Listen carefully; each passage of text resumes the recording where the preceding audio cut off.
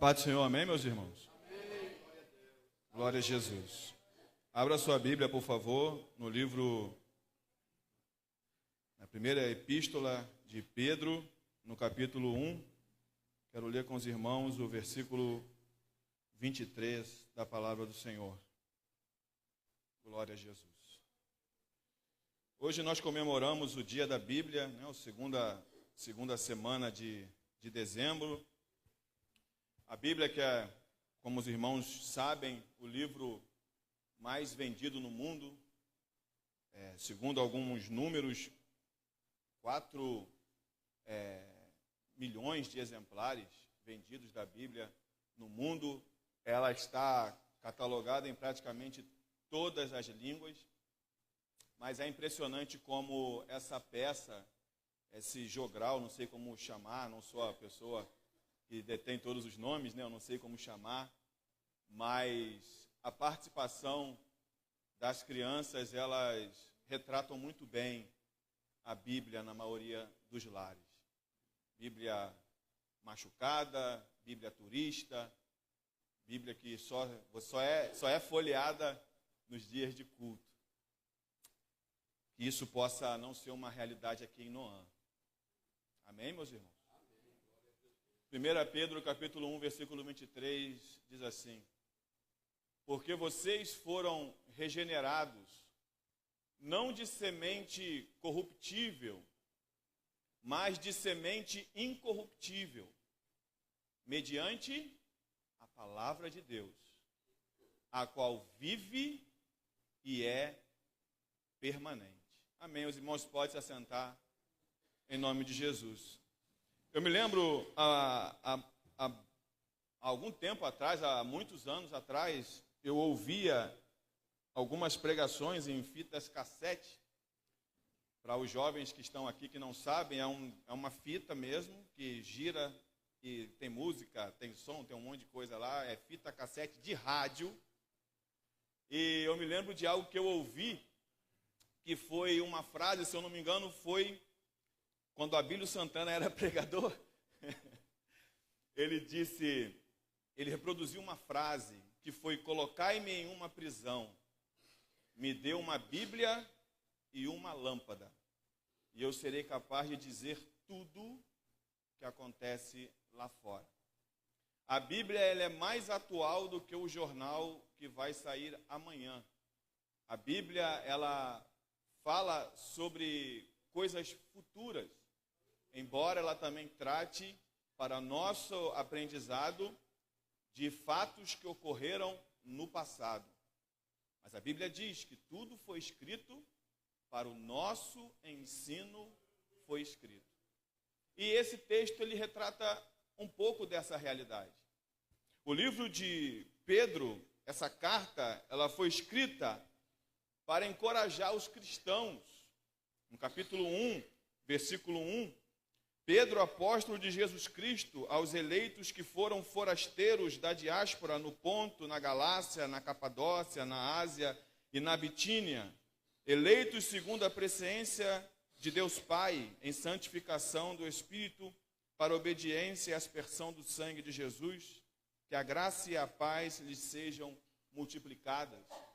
Pedro escreve a esse povo que estava sendo perseguido.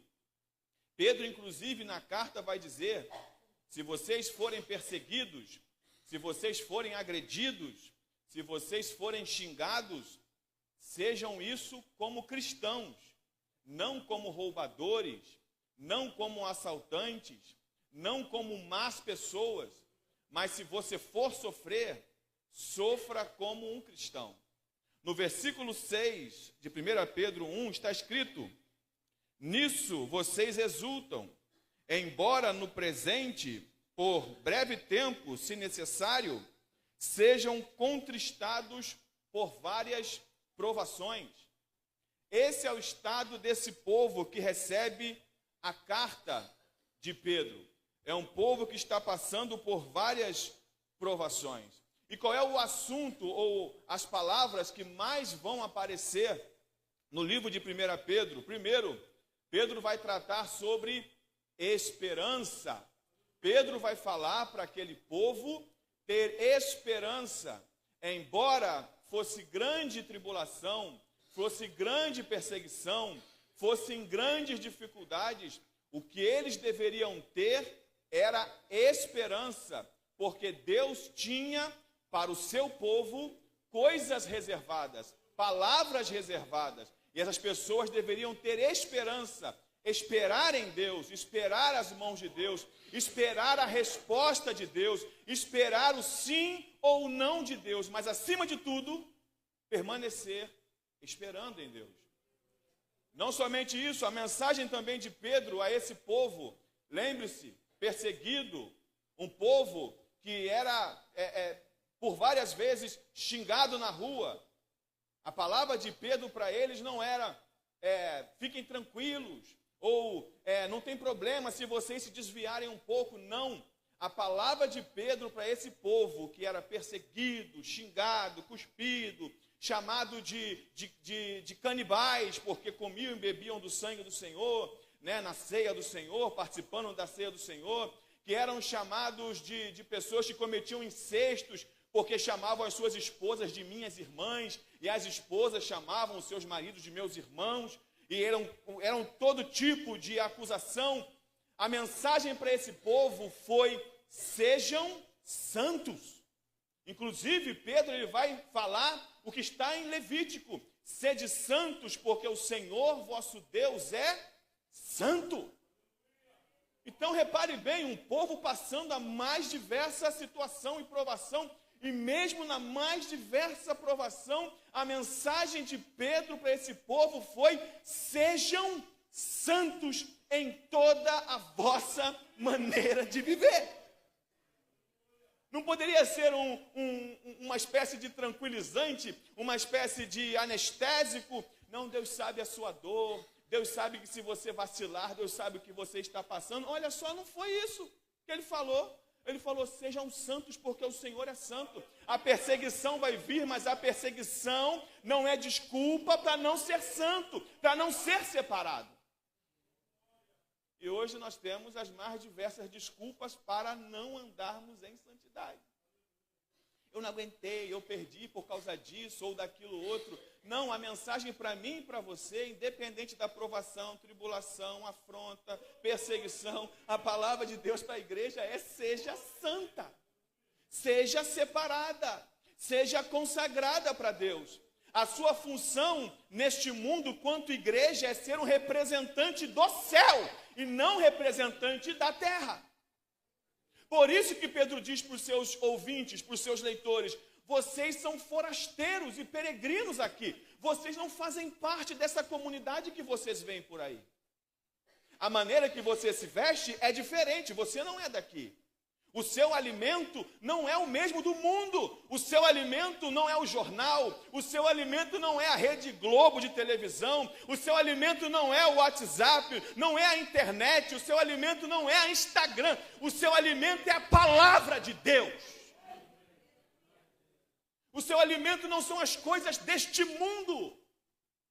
Não é o esgoto, o lixo que esse mundo produz. Então, para esse povo perseguido, a palavra de Deus para eles, através de Pedro, é: sejam santos.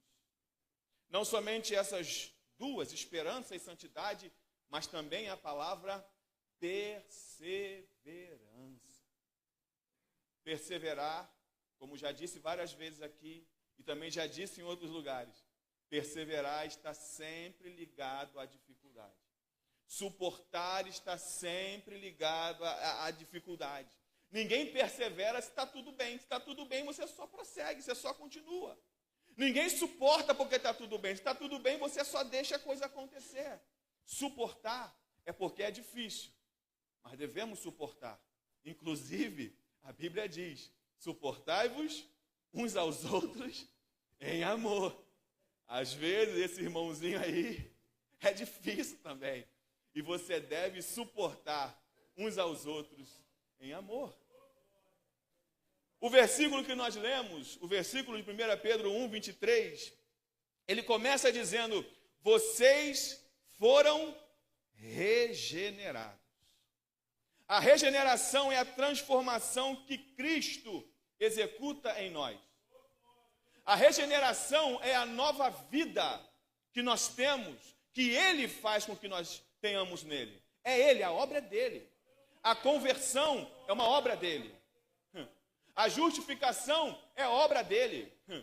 A regeneração é obra dele. A santificação é obra dele. E um dia, a glorificação também será uma obra dele. Um dia nos céus, os nossos corpos serão transformados. E isso virá, a glorificação vem com uma impossibilidade.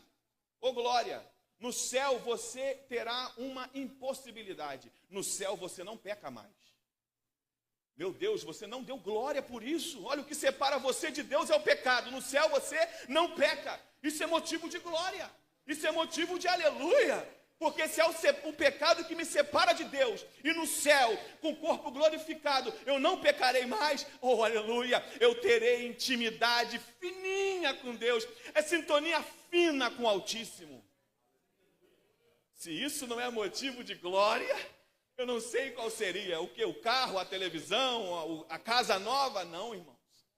Nada é mais importante do que para o crente, do que uma intimidade profunda e completa com Deus. E um dia os nossos corpos serão glorificados. Mas aqui Pedro vai dizer, vocês estão regenerados. Filipenses capítulo 2, versículo 13, é Ele quem opera tanto no querer como no efetuar. A regeneração é uma operação dele. E é Ele que faz. É Ele que faz o homem velho se tornar um homem novo no seu interior. É Ele quem transforma pela palavra, nós somos convertidos. Jesus nos justifica. A justificação de Jesus que Ele causa em nós não é a justificação como o mundo vê. Deixe-me dar um exemplo para você. Uma pessoa pode ir presa, pagar os seus anos lá de cadeia, quando sair de lá, toda vez que se puxar a ficha dessa pessoa, vai dizer que ele foi preso. E a causa, o artigo pelo qual ele foi preso. A justificação de Cristo significa dizer que quando Ele olha para nós, Ele não vê quem nós éramos, Ele vê quem Ele nos tornou, quem Ele nos fez. Ele nos fez outras pessoas, pessoas novas. Romanos 8:1, nenhuma condenação há para os que estão em Cristo Jesus, que não andam mais segundo a carne, que não andam mais segundo o mundo, que não andam mais segundo o curso desse século, mas que andam segundo a lei de Deus. Não andam mais na carne, mas segundo o Espírito Santo, o Espírito. O conceito de vocês foram regenerados mostra que é uma ação completa de Deus. Quando Pedro diz, vocês foram, isso mostra claramente que não é uma ação humana. Vocês foram feitos, vocês foram regenerados. Segundo ponto, ele continua dizendo no versículo, não de uma semente perecível, mas, conjunção adversativa, mas imperecível. 1 Pedro 1:23, imperecível. O apóstolo ele vai contrastar as duas sementes. A semente corruptível. A Bíblia de estudo da fé reformada vai dizer que essa semente corruptível, Pedro está falando que não é uma semente humana, que não seria um ser humano comum, mas Jesus que se entrega. Mas eu acredito que o próprio texto responde isso melhor para a gente. Vamos ler o versículo 17 de 1 Pedro, capítulo 1. Lá está escrito, e se vocês invocam como Pai aquele que sem parcialidade julga segundo as obras de cada um, vivam em temor durante o tempo da peregrinação de vocês, sabendo que não foi mediante coisas perecíveis, como prata ou ouro, que vocês foram resgatados da vida inútil dos seus pais lhe legaram, mas pelo precioso sangue de Cristo, como um cordeiro sem defeito e sem mácula. O que Pedro vê como corruptível, vocês não foram comprados por prata, porque a prata é corroída, Vocês não foram comprados por ouro. Ouro se perde. Ouro, inclusive, perde valor. Vocês não foram comprados por dinheiros humanos.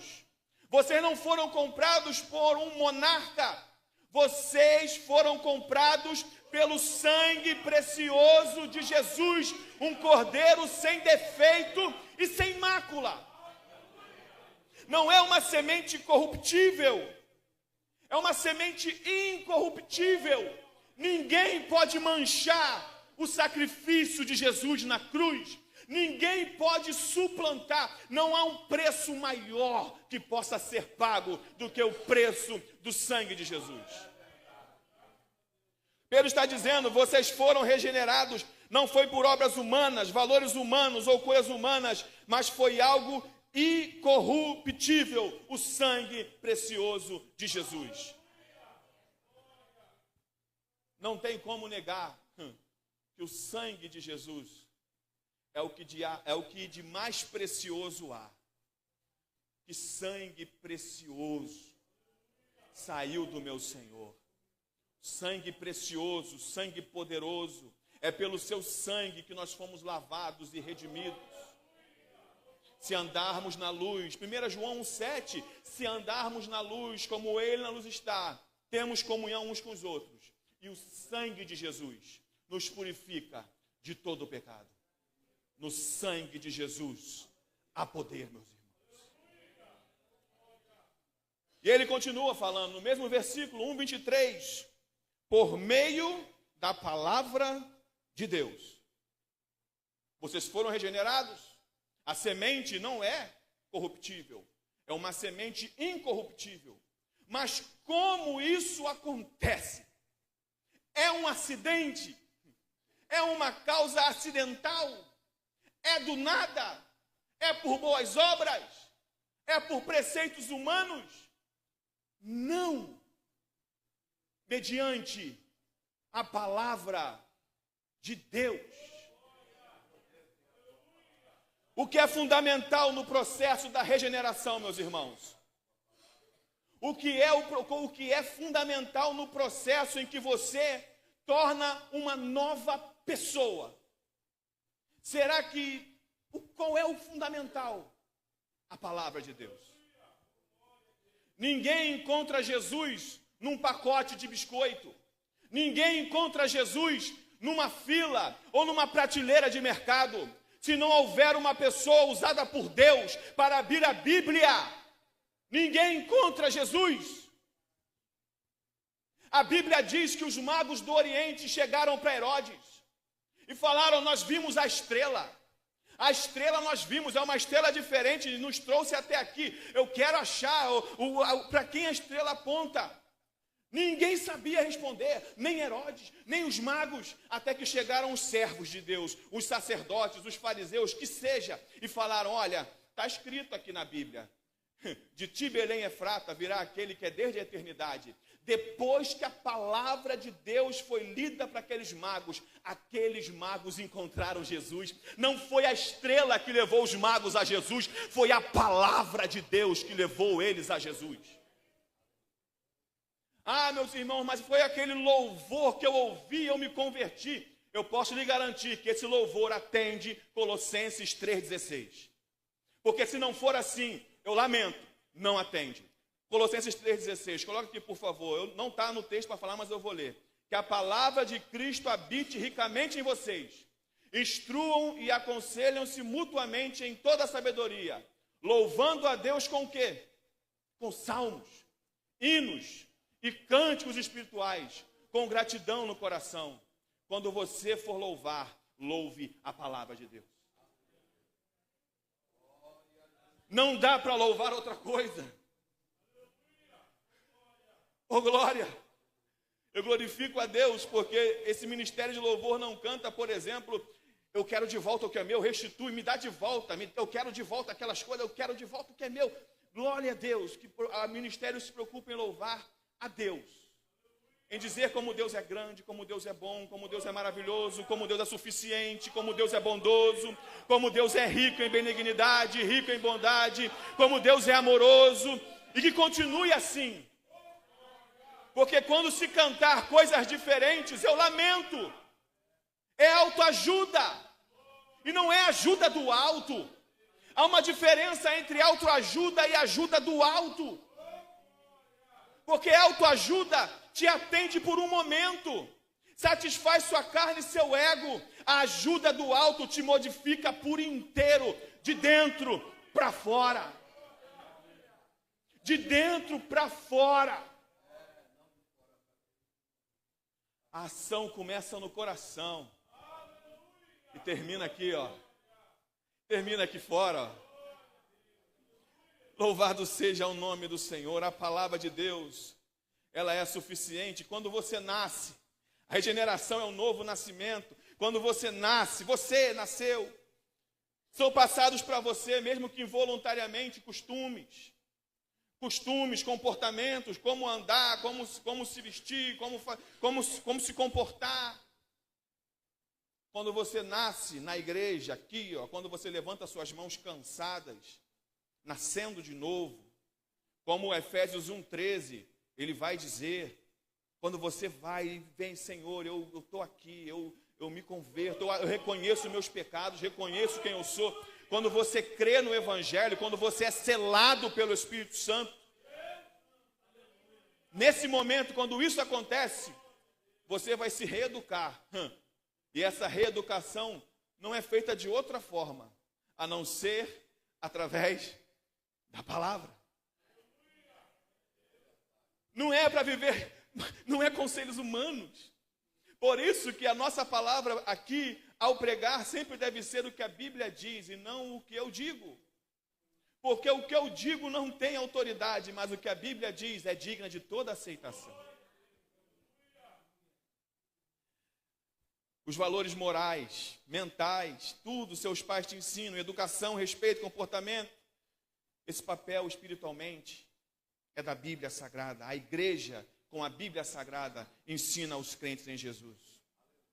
A constituição da igreja não é a Constituição de 1984. A constituição da igreja é a Bíblia Sagrada. É a Bíblia Sagrada. O crente nasce de novo. Ele tem que seguir a Bíblia. E assim como as pessoas leem, até algumas Bíblias, elas dizem que aquele que está em Cristo é uma nova criatura. Mas a palavra em grego ali é existes, que significa criação. Inclusive a Bíblia, a Naá, no seu rodapé, ele vai dizer isso. Ele vai dizer que aquele que nasce de novo em Cristo é uma nova criação. E a explicação é óbvia. Não é porque você é uma nova criação sozinho nesse mundo, mas porque a partir da lente de Cristo, a partir da lente do Evangelho, você olha para o mundo com a perspectiva do alto. Então, quando você vê o mundo caminhando como está, você entende que o mundo jaz no maligno. Só consegue ver isso quem está em Cristo Jesus e quem olha segundo as Escrituras. Pergunte para um ímpio por que o mundo está assim. Ele vai te dar dezenas de respostas. Pergunte para o crente. Irmão, por que o mundo está assim? Irmão, o mundo está assim porque o mundo jaz no maligno. Pergunte para o ímpio. Está assim por causa disso. Está assim por causa daquilo. Mas não, a resposta certa é essa mesmo. O mundo está como está, caminhando como está, porque o mundo jaz no maligno. E o jaz aqui é jaz de jazigo, é jaz de morte. O mundo está morto no diabo.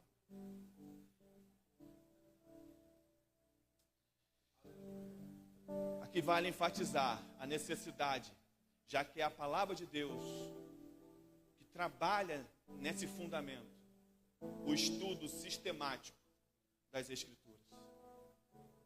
Vale enfatizar, se você não consegue ler a Bíblia toda em um ano, eu não critico você. Mas se você não consegue ler a Bíblia toda em um ano, comece lendo alguns livros. Comece lendo livros pequenos, se acostume. Leitura é costume. Leitura é costume. Começa a ler, meditar na palavra de Deus, pois esse é o termo correto. Mas eu estou falando leitura apenas para melhor entendimento de todos. Leia, Comece por livros pequenos, 3 João, 2 João, lê Obadias, lê Judas, lê Filemão, mas não deixe de ler. Depois aumente, leia Ruth, leia Jonas. Depois leia Provérbios, um capítulo por dia. Pega um mês de 31 dias, lê um capítulo por dia, são 31 capítulos. Mas se a Bíblia é crucial na regeneração, não tem como não ler. Se Deus não quisesse que o seu povo lesse a Bíblia, Ele não nos daria um livro. Ele nos daria um anjo que fosse falando para a gente o que fazer. Mas não, Ele deu para o seu povo um livro. Por que será que Ele deu para o seu povo um livro? Será que é para servir de peso na estante? Será que é para ficar, como as crianças falaram, na frente do carro ali, para se o policial ver, ele vê que você é crente? Ou para você fugir de assalto? Não, se o bandido vê o salmo, a Bíblia aqui, não vai me assaltar. Será que é para isso que você carrega a Bíblia Sagrada? Será que é para reproduzir apenas os textos que você ouve? Os pastores, os presbíteros, os diáconos ficarem repetindo todo domingo, porque a Bíblia diz, Paulo falando, eu não me canso de falar a vocês sempre as mesmas coisas. Então talvez o seu conhecimento bíblico seja apenas o que nós repetimos toda hora. O que você tem ouvido há muitos anos, afinal de contas são 10, 20, 30, 40 anos de crente. Então você sempre ouve a palavra de Deus. Será que é até aqui que você quer ir mesmo? Será que é até aqui que você quer chegar? Claro que não, meus irmãos. A palavra de Deus, segundo o que Pedro escreveu aqui, é crucial para a regeneração. É crucial para você ser, de fato, uma nova criação. Ele termina dizendo que essa palavra, olha que coisa linda. Ele fala, olha, vocês foram regenerados. Não por uma semente corruptível, mas uma semente incorruptível. Mediante a palavra de Deus. E olha como ele trata a palavra de Deus. Ela é viva. Oh, glória. E ela é permanente. Ela não é como a palavra dos homens. A palavra de Deus não é uma palavra que vai e volta. Não é uma palavra que muda. Não é uma palavra que tem variações. Ela é viva. E ela é permanente. Ela é viva. Você quer ouvir Deus falando? Leia a Bíblia. Você quer ouvir Deus falando alto? Leia a Bíblia em voz alta. Ela vai falar com você. Não dá para você abrir a Bíblia e dizer, Deus não falou comigo.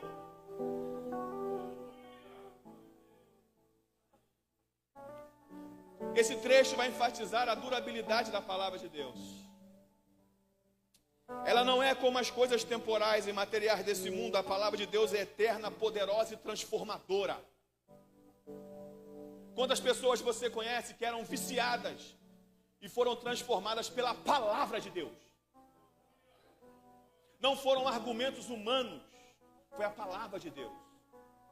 Quantas pessoas você conhece que não sabiam lidar bem com o dinheiro e através da palavra de Deus se reorganizaram? Quantas pessoas você conhece que foram literalmente transformadas em outras pessoas por causa da palavra de Deus? Ela é viva e ela é permanente. Mateus 24, 35, passarão os céus e a terra, mas as minhas palavras não passarão. Livro de 1 Pedro, capítulo 1, versículo 24, olha o que Pedro vai dizer.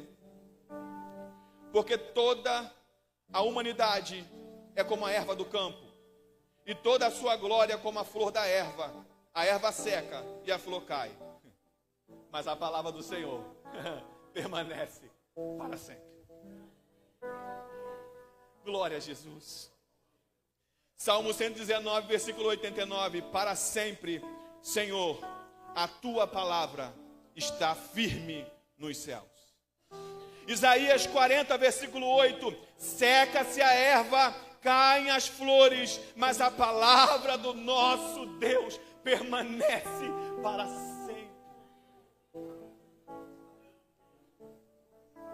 Com esse versículo, Pedro está dizendo aos seus leitores que As pessoas, ao ouvirem o Evangelho e esta mensagem, essa mensagem alcança os seus corações, elas são transformadas. Essa mudança não é superficial ou passageira, ela é fundamentada na eternidade, na palavra viva e permanente, na palavra de Deus. E é impressionante, eu tinha aqui mais algumas coisas para falar, mas a hora realmente não vai permitir. Mas eu acho impressionante, e ainda tratando sobre o texto, e tratando para a nossa realidade, eu acho impressionante como a palavra de Deus, ela é atacada. A palavra de Deus é atacada e sempre é atacada. É impressionante.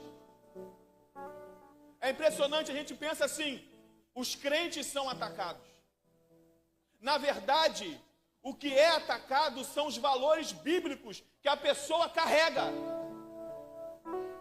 Você não é atacado porque você se diz crente. Você é atacado porque você representa valores bíblicos nessa humanidade. Quando você anda pela rua como um cristão, você será perseguido. Ninguém é perseguido porque usa roupa branca. Ninguém é perseguido porque usa roupa preta. Mas se você botar uma Bíblia na mão, não importa a cor de roupa que você esteja, você será perseguido. No ano 303, Diocleciano, ele mandou queimar todas as Bíblias. Ele perseguiu as Bíblias e depois o povo. E essa perseguição para acabar com as Bíblias durou até 311. Mas não conseguiu. Porque a palavra é de Deus e não de homens. No ano 167 a.C., Epifânio, ele mandou queimar todos os livros judaicos. Foi uma perseguição, uma carnificina contra a Torá, contra a Bíblia, contra o Antigo Testamento, que é o que nós conhecemos hoje naquela época. Mas não conseguiu também. Por que que nações como a Coreia do Norte, Cuba, por que que esses lugares não permitem, pasme, Indonésia, por que que esses lugares não permitem a Bíblia entrar lá? Meu Deus, qual é o problema da Bíblia? Preste atenção aqui, depois você conversa. Por que será que a Bíblia não se pode na Indonésia? Por que que não pode? Será que é porque a Bíblia diz que foi Deus que criou o mundo? Será que é? Não, não é só por causa disso. É por causa dos valores que a Bíblia carrega. Todas as grandes perseguições contra os judeus, contra os cristãos na história, visavam destruir a Bíblia. Não era só pega os cristãos e mata os cristãos. Não, não era assim, nunca foi assim. Peguem os cristãos e queimem o livro. Peguem os cristãos e queimem suas Bíblias. Destruam suas Bíblias. Acabem com seus escritos. Ao ponto de cristãos fiéis obedecerem a Deus e não aos homens. Esconderem suas Bíblias para que as suas Bíblias não fossem queimadas. O livro A História dos Mártires, o livro dos mártires, o livro As Catacumbas de Roma fala sobre isso muito claramente. Fala que as pessoas eram perseguidas e mortas e suas Bíblias eram completamente destruídas. Há uma história de uma mulher chamada Felicidade, talvez no Google você até encontre a história dela. Triste a história dessa mulher, a ótica humana, mas gloriosa a ótica de Deus. Porque para a gente pode ser triste, a ótica humana realmente é triste, ver uma mulher ser entregue às feras, pessoas tendo seu ventre aberto para que as feras comam as suas crianças. É triste na visão do homem, mas na visão de Deus, há alto galardão para essas pessoas. Essa é a fé verdadeira. A fé verdadeira não é aquela que é pregada que você deve dar tudo que você tem financeiramente falando. Isso não é a fé verdadeira. A fé verdadeira é aquela fé que você entrega você mesmo pela causa. É aquela que você entrega o seu corpo, o seu sangue, as suas vontades pela causa. Apresentai a Deus os vossos corpos como sacrifício vivo. Eu entrego para Deus o que eu tenho, o que eu sou, e essa é a única oferta que eu posso de fato oferecer. Como Paulo falou, o meu corpo está sendo ofertado como libação. No século 14. Posso até 8h30, irmãos, amém? No século 14, John Wycliffe. No século 15, William Tyndale. No século 16, Martinho Lutero. No século 14, tem uma enciclopédia bíblica muito boa, por sinal, do John Wycliffe. John Wycliffe, ele foi uma das primeiras pessoas a traduzirem a Bíblia do latim para o inglês. Porque a ideia dele é a ideia que Martinho Lutero vai ter depois. A Bíblia não é uma ferramenta do clero. A Bíblia não pertence a padres. A Bíblia pertence ao povo. O povo tem que ler a Bíblia. O povo tem que conhecer a Bíblia. Então ele traduz a Bíblia toda à mão, escrevendo. Toda a Bíblia ele escreveu. O romanismo, a Igreja Católica, depois de 200 e alguns anos, quase 300 anos, desenterra um cadáver que dizia ser o cadáver dele e simplesmente excomunga, porque traduzir a Bíblia para o povo, na visão da Igreja Católica, era um crime, era um pecado. O William Tyndale também tem uma Bíblia com seu nome. Ele traduz a Bíblia. E sabe qual é o fim desse homem porque traduziu a Bíblia? A fogueira. Martinho Lutero, em 1517, ele diz, não tem como, a indulgência está errado. Essas afirmações estão erradas. Botou as 95 teses na porta da Catedral de Wittenberg. Chamou para um debate. E simplesmente não quiseram debater. O que ele faz depois disso? Aproveitando a criação da impressão de Gutenberg, ele começa a escrever Bíblia e começa a imprimir Bíblia e distribuir para o povo. E chegou um momento na história em que ele estava escrevendo mais rápido do que a impressora estava reproduzindo. Porque a Bíblia é para o povo. A Bíblia diz lâmpada para os pés e luz para o caminho, é a palavra de Deus. Não é para qualquer um, não é para qualquer um no sentido de não ser para todos. É para todos, você não é qualquer um, você é um escolhido por Deus para ter a Bíblia nas mãos. Para ler a Bíblia, para estudar a Bíblia. John Huss, Desidério de Erasmo, Savonarola, Thomas Munzwer, esse é um alemão. Todos eles foram mortos. Você quer saber por quê? A Bíblia é do povo. A Bíblia não é do clero. Eu quero convidar você a pensar nessas pessoas que simplesmente foram queimadas, degoladas, decapitadas, porque entendiam a Bíblia não pertence a uma comunidade X de pessoas, mas ela é luz para o caminho de todos. Ela ilumina a mente de todos.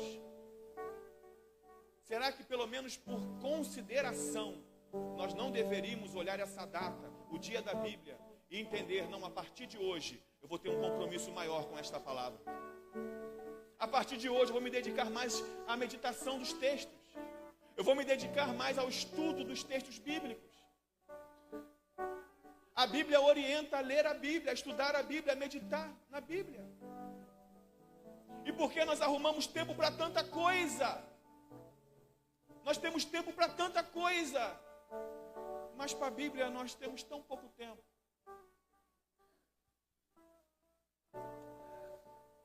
Antes a luta era para a erradicação da Bíblia e do cristianismo.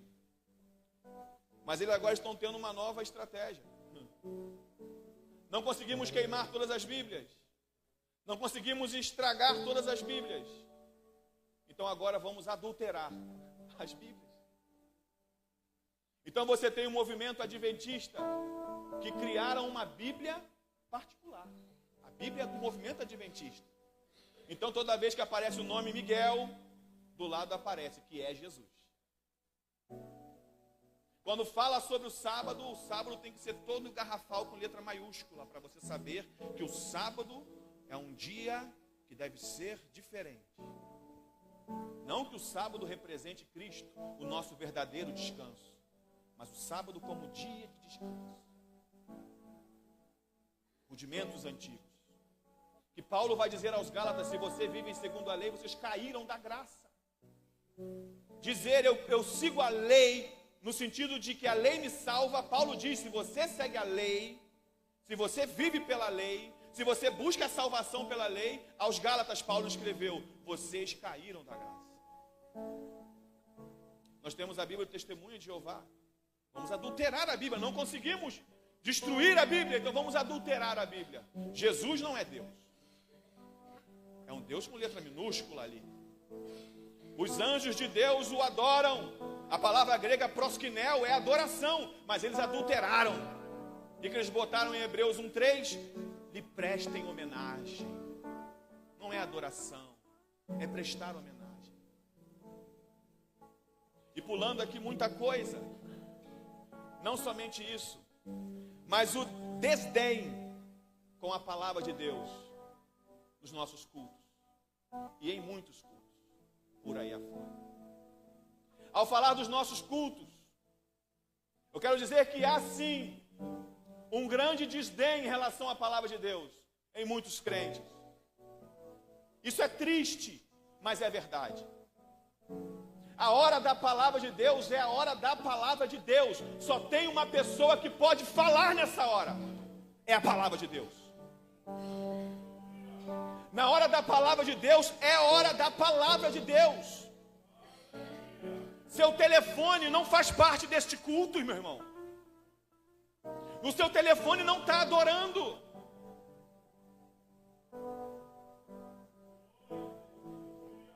Que bênção, hein? O desdém com a palavra de Deus também você vê em muitas igrejas por aí.